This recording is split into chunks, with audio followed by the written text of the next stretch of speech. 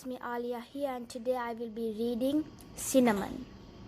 Cinnamon was a princess a long time ago in a small hot country where everything was old. Her eyes were pearls, which gave her great beauty, but meant she was blind. Her world was the color of pearls, pale white and pink and softly glowing. Cinnamon did not talk. Her father and her mother, the Raja and Rani, offered a room in the palace, a field of stunted mango trees, a portrait of the Rani's aunt executed on hardwood in enamels and green parrot, to any person who could get Cinnamon to talk. The mountains ringed the country on one side, the jungle on the other, and few and far came the people to try to teach Cinnamon to speak. But come they did, and they stayed in the room in the palace, and cultivated the field of mango trees, and fed the parrot, and admired the portrait of the Rani's aunt, who was quite a celebrated beauty in her day, although she was now old and crabbed and pinched with age and disappointment. And eventually they went away, frustrated and cursing the silent little girl. One day a tiger came to the palace.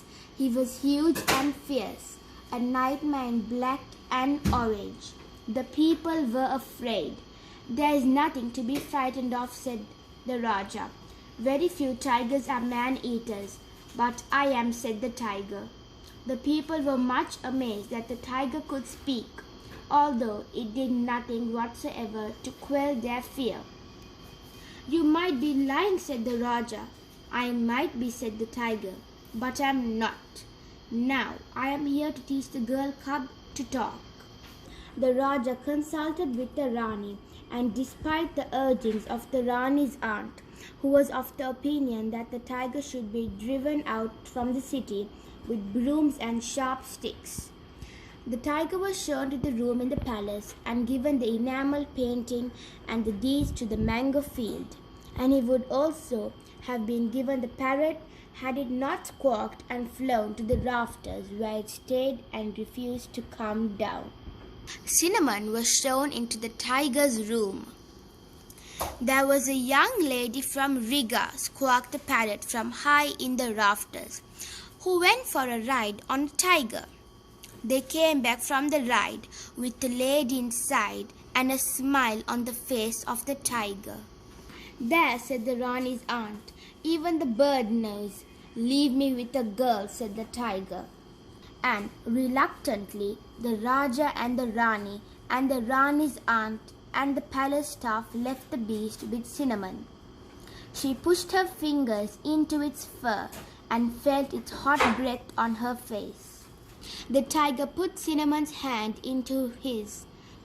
"Pain," said the tiger, and he extended one needle-sharp claw into Cinnamon's hand. It pierced her soft brown skin, and a bead of bright blood welled up. "Cinnamon whimpered," said the tiger, and he began to roar. Starting quietly, you could scarcely hear it, working his way up to a purr, then a quiet roar like a distant volcano, then to a roar so loud that the palace walls shook. Cinnamon trembled. "Love," said the tiger, and with his rough red tongue he licked the blood from Cinnamon's hand and licked her soft brown face. "Love," whispered Cinnamon in a voice wild and dark from disuse. And the tiger opened his mouth and grinned. The moon was full that night. It was bright morning when the child and the tiger walked out of the room together. Cymbals crashed and bright birds sang, and Cinnamon and the tiger walked towards the Rani and the Raja, who sat at one end of the throne room, being fanned with palm fronds by elderly retainers. The Rani's aunt sat in a corner of the room, drinking tea disapprovingly. "Can she talk yet?" asked the Rani. "Why don't you ask her?" growled the tiger. "Can you talk?" the Rajah asked Cinnamon. The girl nodded.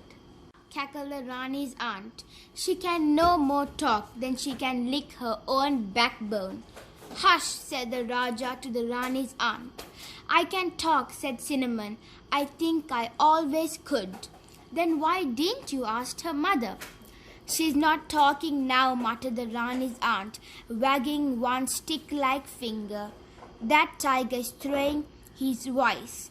"Can no one get that woman to stop talking?" asked the Rajah of the room.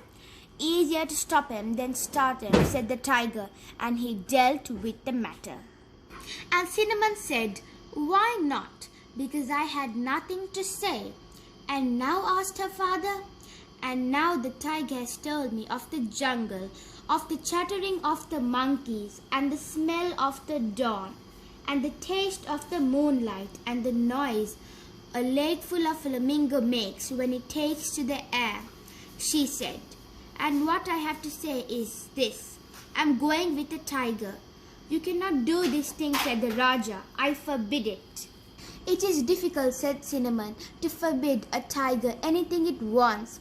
And the Rajah and the Rani, after giving the matter a little consideration, agreed that this was so. "And besides," said the Rani, "she'll certainly be happier there." "What about the room in the palace, and the mango grove, and the parrot, and the picture of the Rani's late aunt?" asked the Rajah, who felt that there was a place of practicality in the world. "Give them to the people," said the tiger.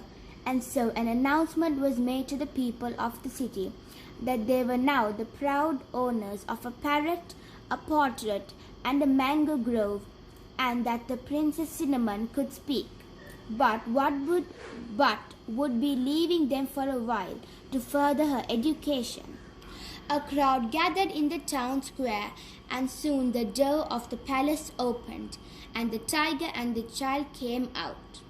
The tiger walked slowly through the crowd with a little girl on his back, holding tightly to his fur, and soon they both were swallowed by the jungle, which is how a tiger lives. So in the end, nobody was eaten save only the Rani's elderly aunt, who was gradually replaced in the popular mind by the portrait of her, which hung in the town square and was thus forever beautiful and young. Hope you enjoyed this book, which was really exotic and had beautiful pictures. Until next time.